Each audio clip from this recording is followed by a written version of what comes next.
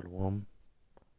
Y antes de comenzar, como siempre, primeramente le damos toda la alabanza, toda la gloria, todo honor e imperio a nuestro Padre Celestial que está en los cielos, que su nombre es Yahweh, Bahasham Yahweh Bahasham Harvakakodash.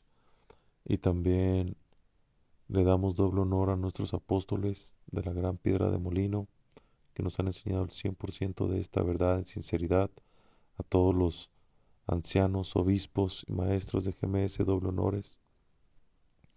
Y le decimos Shalom Gabarak, que es paz y bendición, a todos los elegidos, comenzando con el miembro del 144,000 y al resto de los elegidos, donde hay israelitas de todas las edades, predestinados a ser salvos en estos últimos tiempos. La salvación le pertenece únicamente a la nación de Israel. Únicamente los israelitas pueden ser salvos. Únicamente los israelitas son el pueblo del Señor. Sigue siendo su nación. Can. Eh, Hoy en día consiste de los llamados afroamericanos, latinos e indígenas e indios seminoles y más israelitas esparcidos por toda la tierra que se ven como las otras naciones, pero regresan a la casa de Israel por sangre, por descendencia, por linaje. No importa que se miren con la apariencia de las otras naciones como chinos, japoneses, africanos, musulmanes, árabes, hindús, no importa cómo se miren, si creen en esta verdad y creen en este nombre, eso quiere decir que son israelitas y tienen una alta chance de pertenecer al electo Can y tienen que trabajar en esta verdad. Y aquí con otra lección, aquí me estaba entrando en el chat sobre esta escritura, Apocalipsis 12, que brinca en diferentes tiempos, pero ya sabemos que estos religiosos, doctores de la ley, inútiles cristianos, ellos no podían descifrar la escritura, no podían entenderla y todavía no la entienden, pero hay ciertos cristianos que miran a los hermanos de la gran piedra de molino y han tomado nota y han agarrado información o revelación, pero nada más toman lo que les conviene. No abandonan su doctrina, no abandonan sus iglesias, porque no son miembros del electo, pero toman lo que les conviene y les sirve para aparentar que son hombres entendidos. Y en esta escritura, Apocalipsis 12, aquí comenzando, que es en lo que quiero entrar en el 13, 14, 15, 16, 17, está brincando en tiempos, está hablando en diferentes tiempos, que si no tienes el Espíritu Santo, pues no lo puedes entender. Crees que el libro se lee como está escrito, pero el libro es un libro vivo, básicamente. Este es un libro, la Biblia es un libro espiritual, que es para la nación de Israel, pero en estos últimos tiempos, a los únicos que les sirve o los únicos que lo tomamos en verdad y en sinceridad, es el electo teniendo esperanza de ser parte de ese número. Vamos a agarrar Apocalipsis 12 y 13. Y cuando vio el dragón que había sido arrojado a la tierra, persiguió a la mujer que había dado a luz a un hijo varón. Y en primera instancia te dicen los católicos que esa mujer es María, la madre de Yahushai, que ignorantemente llaman Jesús. Pero aquí no está hablando de la mamá literal de Yahushai. Está hablando de la nación de Israel. El Señor llama a la nación de Israel su mujer, su esposa. Can. Dice, y cuando vio el dragón, que es el imperio romano, es Abedón, el autoproclamado hombre blanco, que gobernaba en ese tiempo, y cuando vio el dragón que había sido arrojado a la tierra, persiguió a la mujer que había dado a luz a un hijo varón, porque Yahushai Él es un israelita de la tribu de Judá. Y fueron dadas a la mujer dos alas de grande águila para que de la presencia de la serpiente volase al desierto. Y 70 años después de que vino el Mesías Yahushai, los israelitas se rebelaron contra el imperio romano, querían quitarse el yugo de los romanos, pero fueron destruidos. Y los israelitas que quedaron fueron exiliados de la tierra de Israel del sur, de Jerusalén. Entonces estos israelitas tuvieron que irse a un lado, ¿no? Tuvieron que irse a una región. Y hay películas donde después de que caen esa rebelión de Israel, se miran a israelitas, no recuerdo en qué película, pero he visto algunas, donde se ven israelitas abandonando la tierra santa, la tierra prometida. Y la mayoría de Israel del sur fueron a vivir a África, fueron a habitar a África, dice, y fueron dadas a la mujer dos alas de grande águila, porque hicieron ese largo viaje. Y fueron a diferentes partes del mundo, pero una gran porción fue a habitar a África, para que de la presencia de la serpiente, que son los romanos, el dragón, la serpiente, es Roma, o el autoproclamado hombre blanco, es Saudón, volase al desierto, a su lugar, donde es sustentada por un tiempo y tiempos y la mitad de un tiempo. Y ese lugar es diferentes regiones de África, pero en una gran mayoría vinieron a la tierra que se llama Negroland, Negroland, en que este es un mapa donde vinieron los israelitas, y aquí había camitas y se establecieron también los israelitas de la tribu de Judá, Benjamín y Leví. Pero no todos los israelitas seguían guardando o teniendo el conocimiento de qué tribu eran. Había unos israelitas que lo seguían transmitiendo de padre a hijo. Somos de la tribu de Judá o somos de la tribu de Leví. Y tenían ese conocimiento, pero en algunos jacobos, en algunos israelitas, se perdía el conocimiento y se hacían llamar con nombre de otra nación, como hoy en día, ¿no? Es lo mismo. Podemos ver a Israel del norte, que tiene diferentes nombres. Ya no se llaman Isaacar, no se llaman Neftalí, no se llaman Aser, no se llaman Zabulón, ahora se llaman Argentina, se llaman Guatemala, México, porque perdieron su heredad. Pero en este tiempo, hablando aquí, todavía había israelitas que tenían ese conocimiento de saber de qué tribu eran. Y también cuando vinieron los españoles aquí, había ciertos israelitas en ciertas regiones del continente que tenían conocimiento. ¿Can? Tenían escrituras donde decían de dónde venían y, y- y no nada más tenían conocimiento de qué tribu eran ellos, también dónde estaban las otras tribus o quiénes eran las tribus vecinas. Y aquí en este mapa de Nigroland, aquí está bien claro, Kingdom of Judah, reino de Judá. Aquí había israelitas de la tribu de Judá que seguían con ese entendimiento, que seguían. Y todo esto es para testimonio, para testificar. El Señor dejaba israelitas que se siguieran llamando así con ese conocimiento para que apareciera en mapas, para que la tierra diera testimonio, que es en lo que quiero, que ese es el punto de esta lección. La tierra testificó o testifica quién es la gente de Israel. Aquí hay diferentes reinos y puede haber israelitas ya con nombres de otros reinos. Como por ejemplo aquí está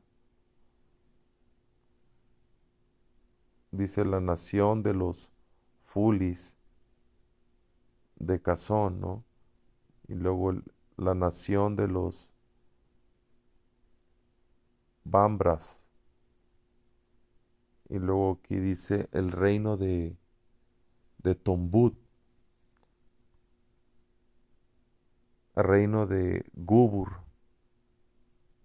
reino de Laneara, ¿no? Diferentes reinos. Pero aquí también estaba Benjamín y estaba Leví y Judá, acá como vemos aquí, King of Judah.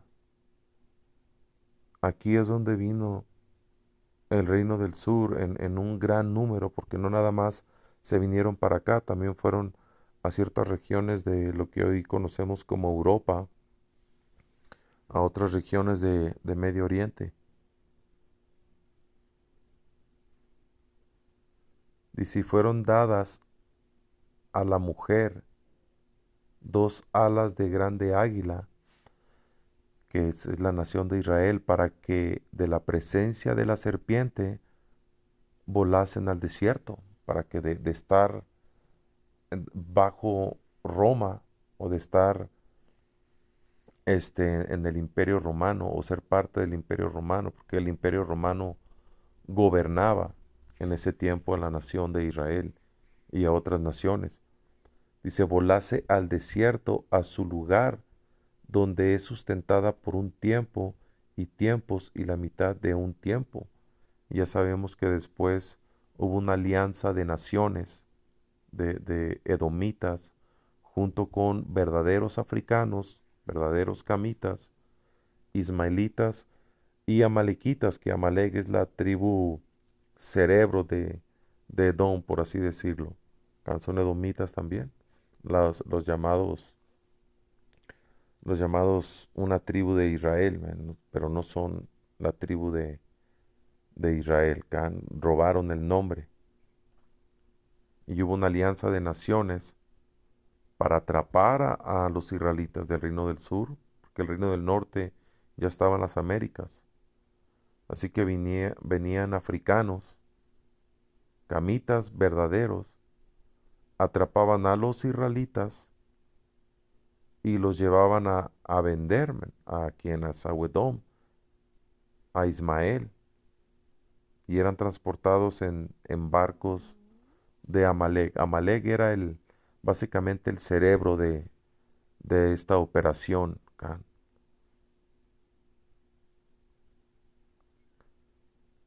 Dice, y la serpiente echó de su boca tras la mujer agua como un río, a fin de hacer que fuese tragada por el río, en la persecución y queriendo destruir a Israel.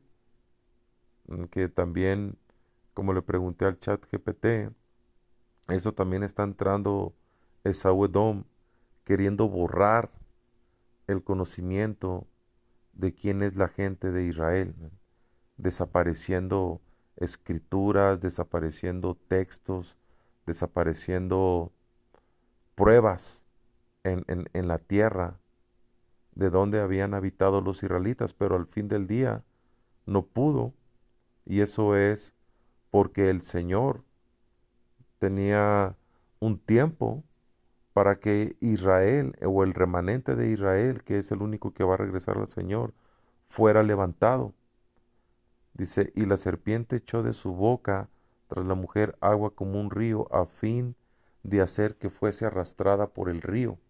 Que sabemos que el propósito de Saúl o su máximo deseo es que todos los israelitas desaparezcan de la tierra, man, que no quede linaje, porque Saúl, él quiere recuperar su primogenitura. Él cambió su primogenitura por un plato de lentejas con carne cruda a su hermano Jacob, que era menor, y no le dio valor a la primogenitura. Entonces Jacob, él tomó ese, por ese negocio, ese trato que hizo con Esaú. Ahora Jacob es el primogénito. Compró la primogenitura. Y Esaú quiere recuperarla y una manera de recuperarla es que no existan los israelitas, pero Esaú no puede saber quién es israelita y quién no es, porque Israel ha sido esparcido por todas las naciones. Así que hay israelitas que se ven como un hindú, que se ven como un musulmán, como un árabe con turbante, adorando a Alá. Israelitas allá todavía en África, todavía hay israelitas en África, israelitas en China, en Japón, en Rusia y por todas partes del mundo. Es imposible para Esaú que pudiera deshacerse de toda la nación de Israel. Por eso ideó ese plan y que al fin del día ese es plan del Señor, pero Esaú cree que es su plan, el plan de Apocalipsis 13:16, el dispositivo electrónico, para marcar a toda la humanidad. Él quiere marcar a todas las gentes del mundo para decir que le pertenecen básicamente, para que no haya israelitas libres a quien pueda salvar el Señor. Pero eso ya es otro tema. Vamos a regresar, dice, y la serpiente echó de su boca tras la mujer agua como un río, a fin de hacer que fuese arrastrada por el río. Pero la tierra ayudó a la mujer, y este es el punto de esta lección. La tierra ayudó a la mujer, que la mujer es la nación de Israel. Dice, pues la tierra abrió su boca y sorbió el río que el dragón había echado de su boca. Entonces el dragón se enfureció contra la mujer y se fue a hacer guerra contra el remanente de la simiente de ella, los cuales guardan los mandamientos de Dios y tienen el testimonio de Yahushua. Hacerle guerra que a los israelitas, y esa guerra ahorita sigue todavía, man. Estamos en guerra, pero nuestra gente no sabe, pero puedes mirar a estos diablos edomitas desapareciendo jacobos llamados inmigrantes allá en Babilonia, viniendo con ira y con fuerza, man, en el principio de esta persecución contra nuestra gente. En estos últimos tiempos, la última vez que el Señor va a permitir que las naciones destruyan a Israel, man, que pongan las manos sobre Jacobos. Y ahora vamos a agarrar aquí el chat. Nada más que yo estaba viendo otro punto también de la guerra del cielo. Pero vamos a agarrarlo.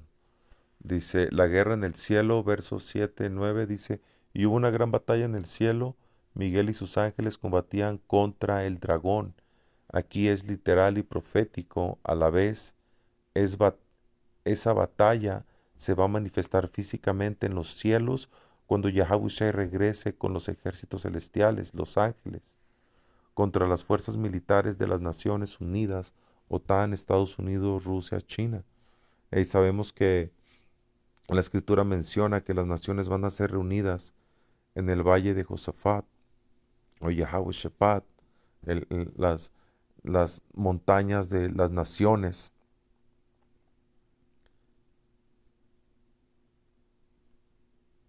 Oh no, Selakia, es el Armageddon o Selakia, se me olvidó cómo se dice en paleohebreo. Armagagwan, algo así. Es donde el Señor va a reunir a las naciones y Yahweh Shabbat. Eso es donde el Señor va a juzgar a las naciones, el juicio de Yahweh sobre las naciones. Can, y aquí en esta reunión de naciones, ahí ya no existe Estados Unidos, pero sí existe el ejército. Y eso es porque Estados Unidos es como Roma antigua, man. Por eso es Roma reencarnada 2.0, que se mueve igual que Roma, de leyes igual que Roma, las mismas maneras que tenían los romanos. Los romanos tenían el ejército esparcido en diferentes naciones que habían conquistado, que tenían bajo su dominio, que eso fue parte de su caída, que no tenía el ejército ahí. Pues es igual Gringolandia. Gringolandia tiene diferentes bases con militares por todo, por diferentes partes del mundo. Ahorita una presencia naval de Estados Unidos está ya en el Caribe, man, esperando invadir Venezuela. Y hay más flotas navales, porque recientemente aquí en Issacar destruyeron unas lanchas, man, unos barcos que andan pues, en todos lados, se sienten la policía del mundo, igual que Roma antigua. Entonces, cuando Babilonia sea destruida con los misiles termonucleares, con 200 millones de cabezas armadas, el ejército va a quedar, man, ese ejército que está en diferentes partes. Y luego ese ejército va a ser reunido junto con todos los ejércitos del mundo en, en Medio Oriente. Kant dice, como mencionas, eso se cumple en la Tercera Guerra Mundial en el valle de Yahweh-Shephat, el valle de Josafat, donde las naciones se van a reunir para pelear entre sí, pero cuando vean al ungido descender, se unirán para pelear contra él. Ya sabemos que creo que es el presidente Reagan, que él hizo un tratado, básicamente, entre las naciones, de que si venía una invasión externa de la Tierra, externa de este planeta, todas las naciones, y le estaba diciendo a Rusia, pero en ese tiempo Rusia era la única nación poderosa, ahorita ya es China y hay más naciones, pero básicamente el mensaje o ese trato entre naciones es que si hay una invasión del exterior de la Tierra, si llegan los ovnis, ¿no? Todas las naciones están obligadas a parar sus broncas, sus pleitos y unirse para repeler la invasión, que es lo que menciona la escritura. Por eso dice que vio al ángel pelear contra el dragón, porque ese dragón es Sahuedom, que lidera a todas las naciones del mundo.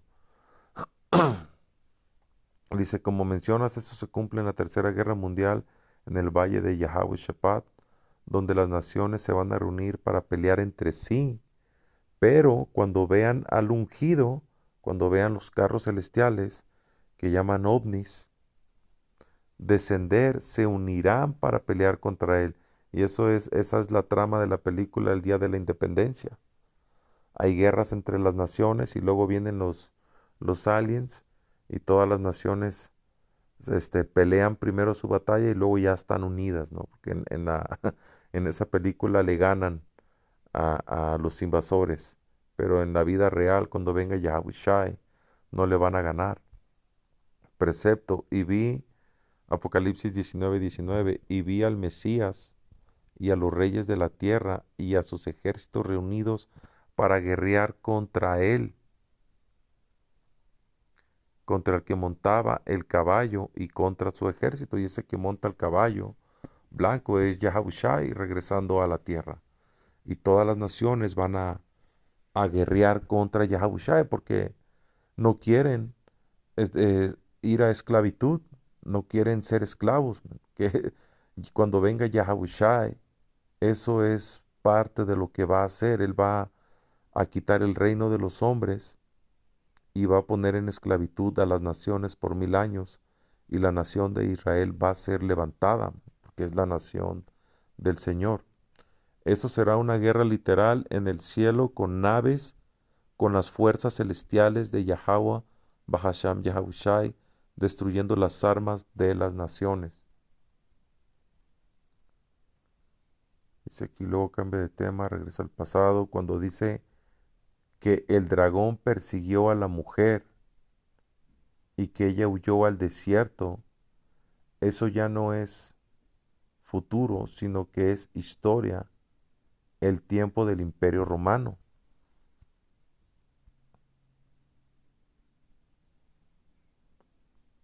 Cani, y lo que le había preguntado o lo que estaba, en lo que estaba entrando, es que aquí Apocalipsis cambia de tiempo. Man. La escritura no se puede leer como un libro X. Tiene dichos oscuros. A veces en un versículo está hablándote del pasado y luego al siguiente te está hablando del futuro o te está hablando del presente de ese tiempo en el que estaban. Dice, luego cambia de tema, regresa al pasado. Aquí estamos en escrituras que hablan del futuro, de lo que va a pasar, de profecía. Todavía no ha venido Yahushua y las naciones no han ido a esa batalla.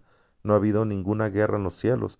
Y el Vaticano y los cristianos siguen enseñan esa paja, que esa es una rebelión de ángeles contra el Señor y que ahora son los demonios y es pura paja, como dijo aquí bien claro el chat GPT. Eso es una guerra futura, ¿ven? Que no falta mucho, es una profecía de los hombres con aviones, y es lo que miró el profeta o el apóstol Juan, el revelador. Él miró una guerra, él estaba ahí mirando aviones y carros celestiales peleando. Vio carros celestiales destruyendo a los aviones. Y él nomás dijo, es una batalla entre ángeles. Cambia Miguel. Miró al arcángel Miguel dentro de los carros celestiales. Pero esos otros ángeles, que no son ángeles, son hombres, son las naciones. ¿Dónde me quedé? Aquí dice, la tierra, ¿dónde es? Luego cambia de tema, regresa al pasado, cuando dice que el dragón persiguió a la mujer y que ella huyó al desierto. Eso ya no es futuro, sino que es historia, el tiempo del Imperio Romano. Cuando vio al dragón que había sido arrojado a la tierra, persiguió a la mujer que había dado a luz al hijo varón, que de esa mujer es la nación de Israel. El dragón Roma, Edom, persiguió al pueblo de Israel, primero en Judea, luego con la destrucción de Jerusalén en el año 70 después de Yahushai, y después durante la persecución de la esclavitud, que otra vez cuando empezó a, a secuestrar a Jacobos allá en África, eso era otra vez el dragón, jodiendo a Israel. Dice, punto número 3, la tierra ayudó a la mujer. Ahí está el punto que mencionas, que es poderoso. Dice, pero la tierra ayudó a la mujer, y la tierra abrió su boca y tragó el río. Apocalipsis 12:16. Ese verso sí conecta con la arqueología y lo histórico, como dijiste. La piedra de los Lunas Nuevo México, porque la tierra ayudando a Israel básicamente a regresar o a aparecer, que sabemos que este diablo ha querido por mucho tiempo. Él siempre, este diablo tiene registros y él sabe, él tiene registros de cómo nos hemos movido por la tierra y quiénes somos. Pero este diablo ha estado metiendo dinero, invirtiendo miles de millones de dólares para ocultar esta verdad, pero al fin del día era profetizado que Israel, y acabo de entrar en una lección, que Israel iba a regresar en la tierra, donde en la tierra donde les iban a decir que ustedes no eran pueblo del Señor, ahí se iban a levantar como hijos del Señor, ¿no? Y parte para, para haber agarrado el entendimiento que eran israelitas, es lo que va a mencionar aquí, en arqueología. La arqueología básicamente fue como una llave, como una revelación, como fue la que pasó el chisme. "Ey, estos son israelitas". Kant dice, ese verso, dice, sí conecta con la arqueología, que la tierra ayudó a la mujer, con la arqueología y lo histórico, como dijiste, la piedra de los lunas Nuevo México, con el decálogo escrito en hebreo antiguo.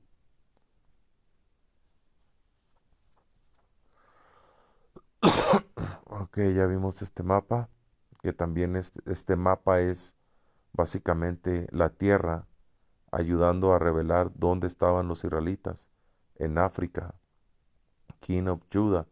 Y yo creo que he visto en lecciones de hermanos, nada más que aquí no lo encuentro o no lo veo, pero creo que también hay uno que dice King o Levi o Benjamín.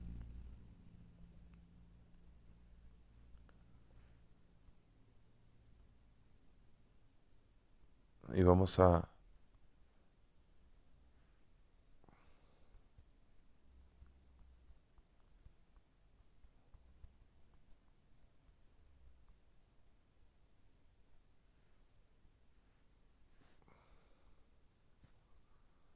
Nuevo México.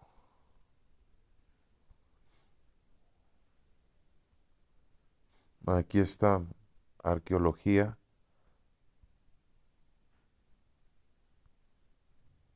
el paleohebreo, la Shawon Kodash, en Lunas Nuevo México, donde habitaba la tribu de Gad, que son los llamados indios de Norteamérica.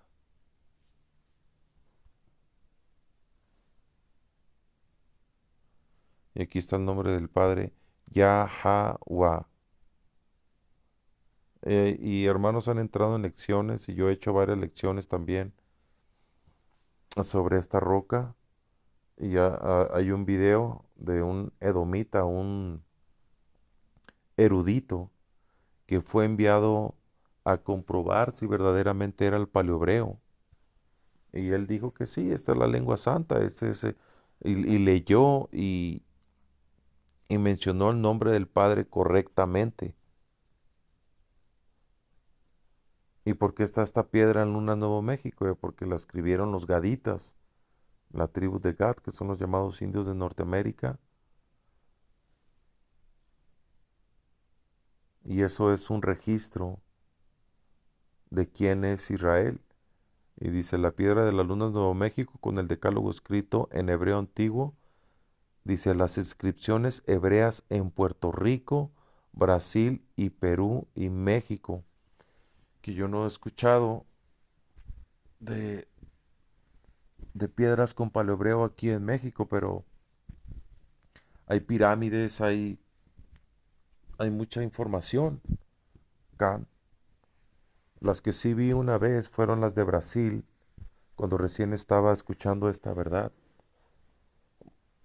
Era bien, nomás ponías piedras con paleohebreo en el buscador y te aparecían diferentes partes aquí en Latinoamérica.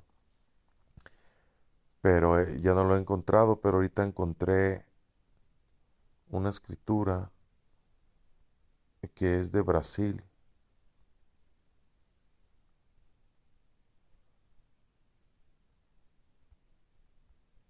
Esta escritura está en Paraiba, Brasil, y esto es el Ashawon Kodash, en una piedra también, que no lo, que no lo traduce. Dice de Paraiba, Paraiba Stone. Estaba buscando la imagen, pero no me dio la imagen de la piedra, y yo creo que ya la vi hace mucho tiempo acá, pero no la he podido encontrar, y tal vez hermanos tengan imágenes o tengan una página.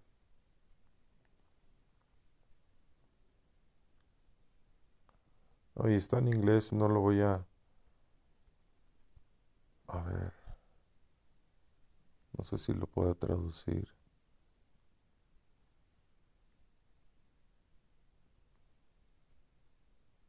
Sí. Dice, honorable vizconde, mientras hacía transportar piedras en mi propiedad de Pauso Alto, cerca de Paraiba, mis esclavos me trajeron una que ya habían partido en 4 pedazos. Esta piedra presentaba numerosos caracteres que nadie comprendía. Hice que mi hijo, que sabe algo de dibujo técnico, los copiara y decidí enviar esta copia a Su Excelencia, presidente del Instituto Histórico y Geográfico de Brasil, para ver si Su Excelencia o alguna otra persona podría determinar el significado de estas letras y cómo he llegado a esta capital y no he tenido tiempo de entregárselas personalmente a Su Excelencia, se las he enviado por correo. Con toda consideración y respeto para Su Excelencia, atento, devoto, bla, bla, bla. Y ya salió esta. Ya no me deja checar.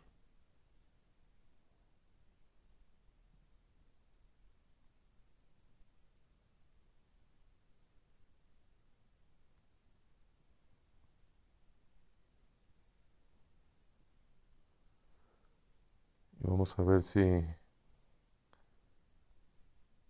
descubrieron que era paleohebreo aquí. Vamos a ver. El presidente entregó la carta de dibujo a Lidosau de Sousa. Nomás quiero ver si dice ok. Dice Melo Neto, 1838-1894, botánico y director interino del Museo Nacional. Neto tenía conocimientos de arqueología púnica y de hebreo y reconoció la escritura como fenicia, que es paleohebreo. Dice, por lo tanto, envió una copia parcial a su antiguo tutor Joseph Ernest Renan.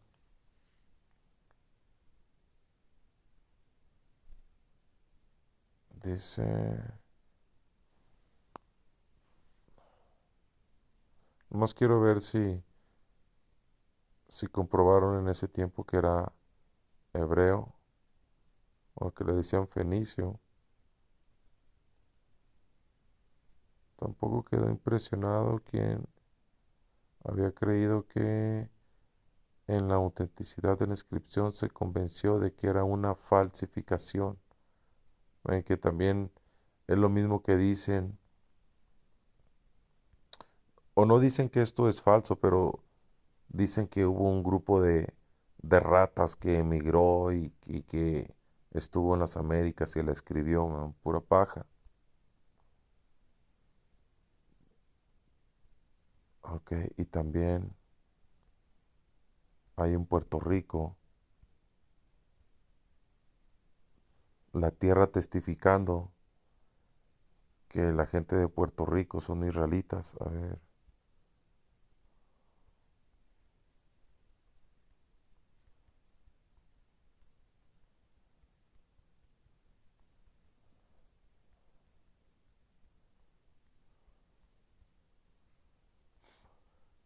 tribu de Efraín, Can, indios taínos.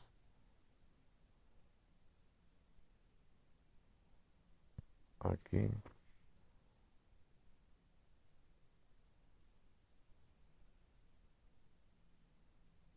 vamos a abrir YouTube.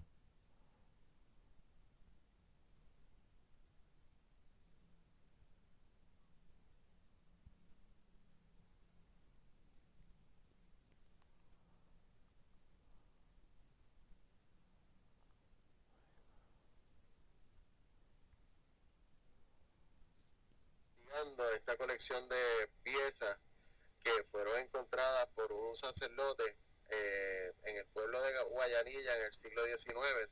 Ese sacerdote se llamaba el padre José María Nazario y Cancel. Y pues según relata la historia, él obtuvo información de estas piedras de una anciana moribunda que le dijo el lugar donde estaba enterrada la biblioteca de los indios o la biblioteca de Agüeyvana. Él siguió sus instrucciones, llegó a una ondulación en el terreno donde estaban las piedras y empezó a extraerlas poco a poco y las estudió y en un principio pues él pensó que la escritura que tenían representada era escritura hebreo-caldaica y que tenían, pues eso tenía relación con las tribus perdidas de Israel. Al ser esto algo tan controversial, pues algunos arqueólogos plantearon que el padre falsificó las piezas. Ya ves, y con eso ya sabemos, ¿no? Siempre van a tratar de decir que no, pero esas piedras tienen el Ashwan Kodash y eso es parte de lo que dice esta escritura.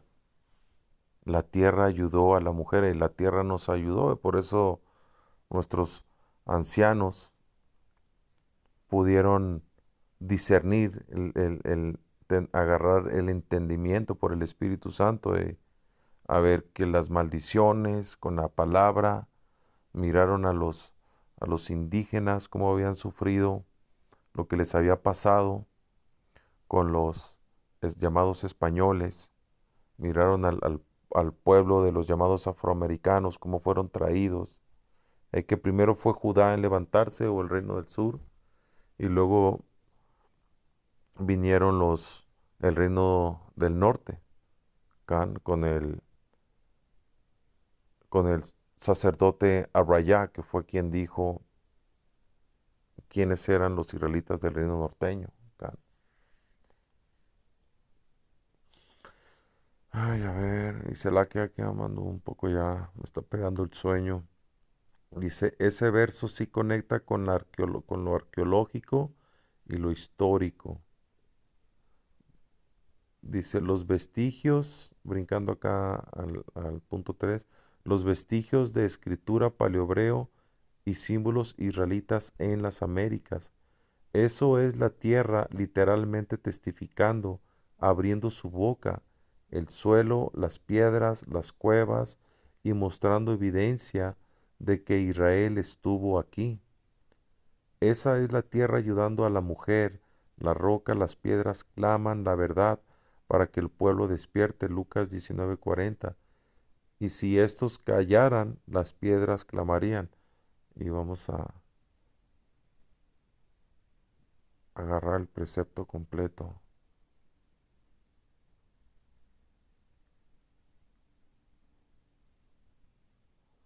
Vamos para confirmar que esté completo.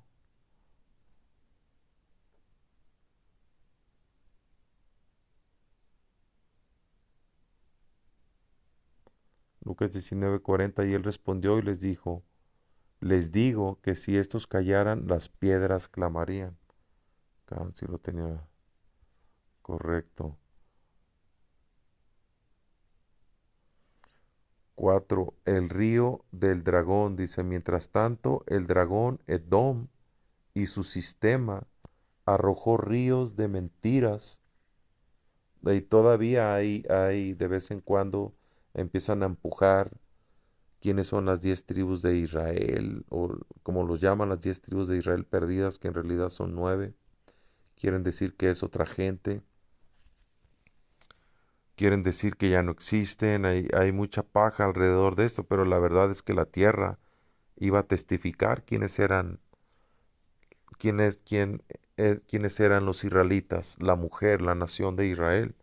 Dice, mientras tanto, el dragón Edom y su cisterna y su sistema arrojó ríos de mentiras, doctrinas falsas, falsas imágenes de Yahushai, historia manipulada, ciencia atea y religiones que ocultan la identidad de Israel.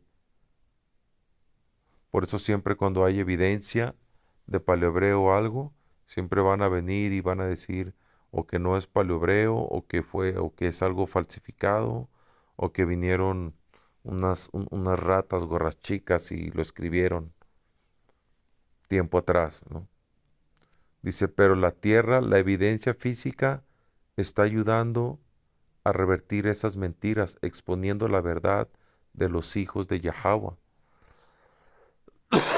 Dice, en resumen, según tu interpretación correcta, que este diablo fue modificado, hermanos, empezaron a entrar y al principio este chat decía, sí, sí, cierto, y ahora ya te dice, pues tu interpretación, a como tú lo ves, que tuvieron que modificarlo.